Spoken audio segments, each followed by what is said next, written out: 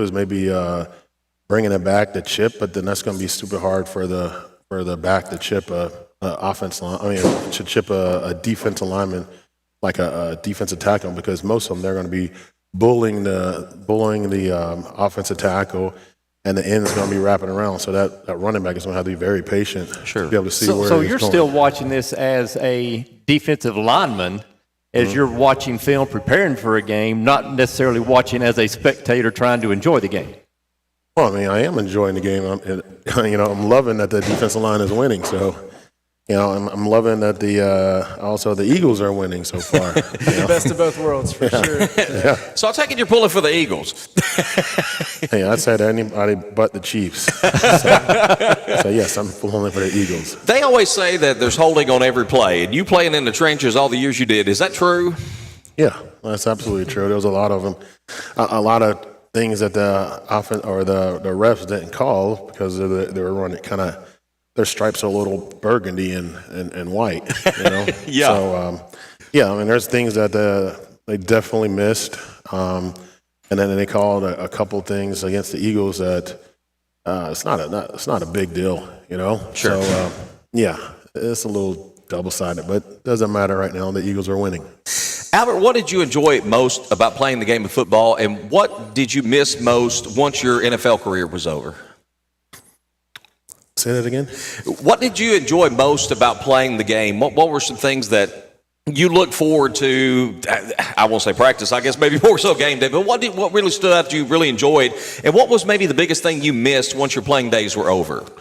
Honestly, I enjoyed practice because the way we practice, with the Titans, you really just break it down into the game. So, you can ask any of my old teammates with the Titans. Like, I brought it like it was a game. Mm-hmm. So, like, you're getting better. I'm making them better. And so when they go to Sunday, our offensive line, when they go to Sunday playing somebody, it's not as hard. So, I honestly loved practice. I mean, it was definitely a good time for me. And as far as just the competition, and I miss, but as you get older, there's different ways you can,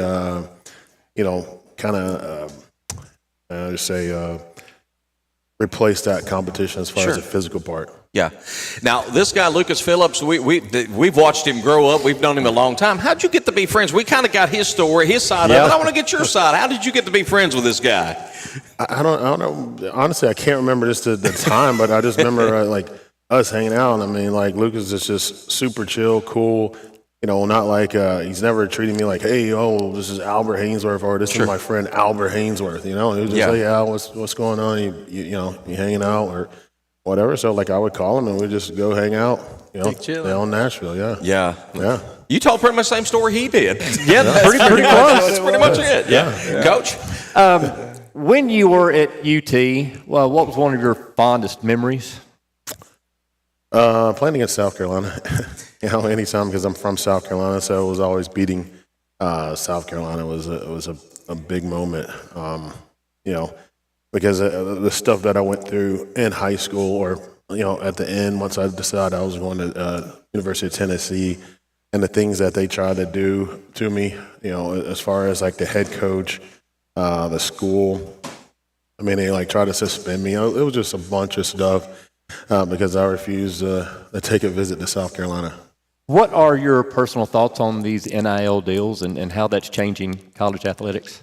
I think it's great, but it needs to be like wrangled in. Right now, it's kind of the wild, wild west. Mm-hmm. And once they learn how to structure it, I think it's going to be a good thing. Because everybody's saying, "Oh, you're getting your education paid for." I said, "Well, that education's paid for in the first quarter of the first game that we ever play." So what about everything else? Yeah. I mean, I think these guys should be able to make some money because the school is making a ton of money.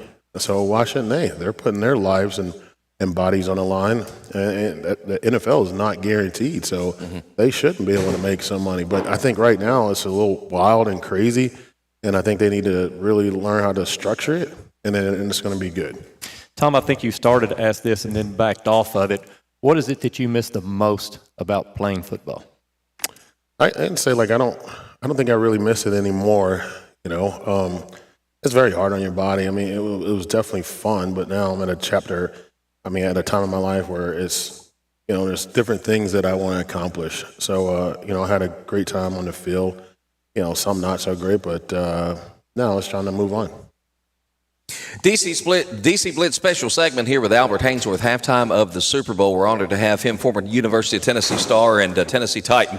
When you got drafted by the Titans, I believe it was 2002, were you excited about staying in the state of Tennessee and going to the Titans, or was there somebody else you kind of hoped would have drafted you? No, I wasn't looking forward to any team, but it was good to stay in the state. Sure. Like at that moment, it was like a little nerve-wracking. Even it's a whole different team, whole different system, whole different city. So it was still nerve-wracking. And then like my first year, a little nerve-wracking. But, as time went on and it's being real close to Knoxville, it was good. I got used to it, and I got, used to my teammates, because I got all new teammates and coaches. So once I got used to it, it became pretty good. We've asked some of the student athletes that were here with us today who moved on to the collegiate level, the biggest change between high school and college. Going from college to the professional ranks has to be a big jump, big difference. What maybe was the biggest adjustment you had to make going from that level of college ball to the NFL? I mean, of course, you got talent, but it was more about the details of the game. Mm-hmm. And it's the same thing as far as, from going from college to NFL, and then from going, from being in the NFL to being like a elite NFL player. It's the details in the game. Because, I could, like, my first year from going from, UT to Titans, I felt like I had more talent. I was more powerful. I was faster than a lot of our offensive linemen. Yeah. But still, it's like I couldn't break away to get a sack or a tackle for loss. They just had that little details. They had those little secrets of, how to stop you for just be good enough. Right. So once you learn that, like, that game slows down. Once you learn that little ability, your game can take off. Those days you played at Tennessee, Haynesworth, Henderson, just what a defense, and you guys were right in the middle of all that. John Henderson, did you form a relationship with him? You almost couldn't say one name without the other, and is that somebody you still stay in contact with? Oh, yeah, absolutely. I talked to Joe, I call him Joe, but I talked to John a lot. We probably like once a month or something like that. We would talk, but we're definitely still good friends. He's definitely my big bro. I felt like we were the best defense line combo ever in college football.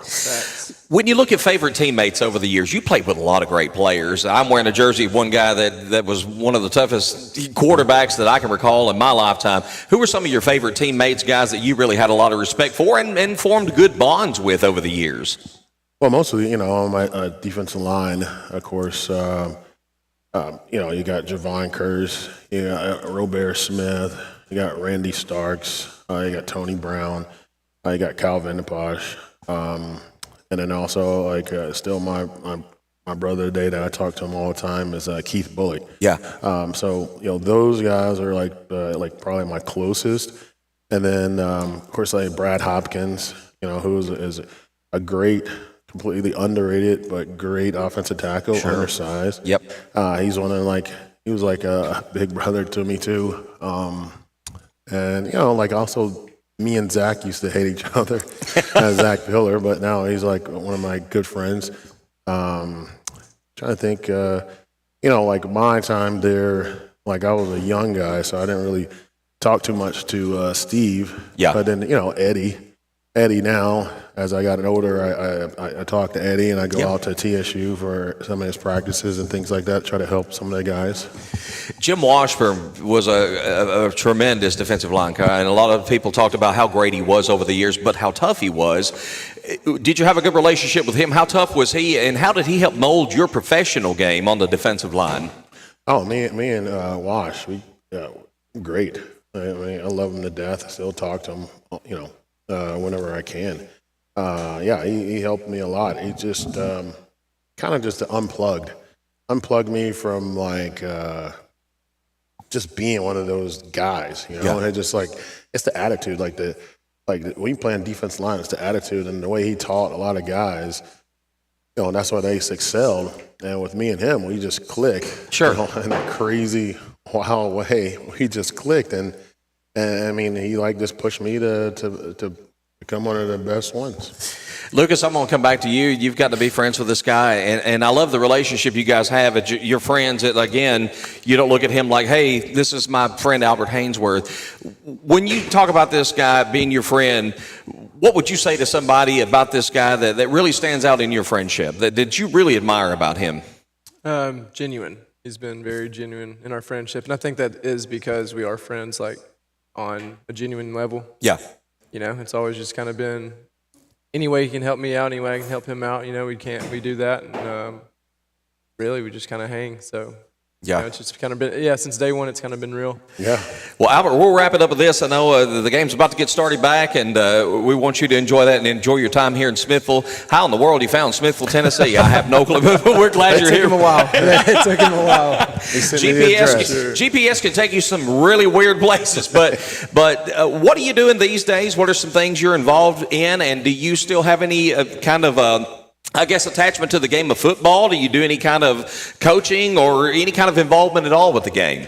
Not yet as far as with the game of football. I work more to be on the business side of it. But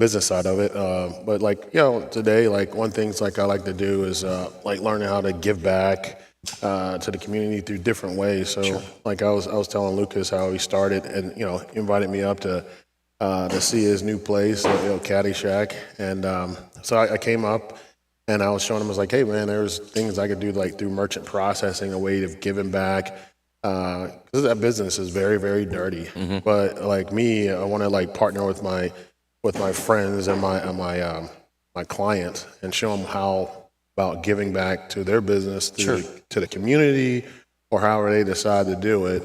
That's kind of one of the things I love about it. So just opening new doors, and then once I get into the business world of the sports and football and things like that, you're going to see on a very big scale of kind of what I created. That's awesome, man. Do you play golf?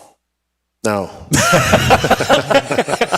Watching these guys, I don't think they do either. But Albert Haynesworth has been our very special guest, and of course Lucas Phillips, the owner here at Caddyshack. Folks, we have had wait a minute. We can't stop this segment yet. Hold on a minute. I think Jordan is back, and listen, Albert, I'm going to tell you something. We've been fed good today, and I know you've had some of this guy's stuff. Mm-hmm. He's a new kind of a new business owner here, Jordan Atnip with Jude's Traveling Food, and I think he's bringing us some smash burgers here. Lucas got a big old plate. Yeah, we went the little small one. Thank you. Look at that. That's awesome. Now you sit here bragging, and you got a big old plate too. So, we got some smash burger stuff going on here. But I tell you, folks, if you get an opportunity, one thing that we try to do at DC Blitz is partner with our local businesses because we love local. And, as I've said from the get-go, we're doing this thing to promote DeKalb County Sports, to work with local businesses. This is not our job. This is our hobby. And so come out to Caddyshack. If you're a golfer, you've got to come check this place out. It's amazing. You'll love the simulators. Chloe Boyd, in fact, is here, one of our outstanding local high school golfers. She's here on the simulator right now. And if you love golf, you've got to come check this place out. And Jude's Traveling Food, Jordan's going to be around town. Follow them on Facebook. Come out and check this food out. We're not talking about it because he's sponsoring the show. He's not at all. He's here, and they're so busy out there, the kids won't answer the phone. Well, I believe Jude's is here till 8. You're here till 8, or your food runs out, or you get exhausted and ready to go? Yeah, they're starting to close it down. They're starting to slow it down, but he's around town some days on lunch. They do catering, so please come out and support our local businesses here in Smithville and DeKalb County. That's all of this. We're in it together. We want to promote each other. We want to help each other. So support these guys because they're doing some great things here in Smithville and DeKalb County. All right, time to shut up. We want to watch some football, guys. Thank you so much, Coach. Thank you so much. Yep. For the folks out there watching, enjoy the rest of the Super Bowl. We'll see you next Saturday. By the way, we didn't do this. We got to announce the Good Health Family Clinic Student Athlete of the Week. I totally forgot. Thank you, Casey, for reminding me. Keegan Taylor of the DeKalb Middle School Saints is our Student Athlete of the Week. So congratulations to Keegan. We'll be getting you an award here in the next few days. Do want to announce that before we get out of here, because I know people were actually watching earlier, waiting on that, and I forgot, as I always It's okay. typically do. You know, we're good. So. Anyway, thank you all for tuning in. Enjoy the rest of the Super Bowl. We'll see you next Saturday. For Coach, I'm Tom Duggan. We'll see you on DC Blitz.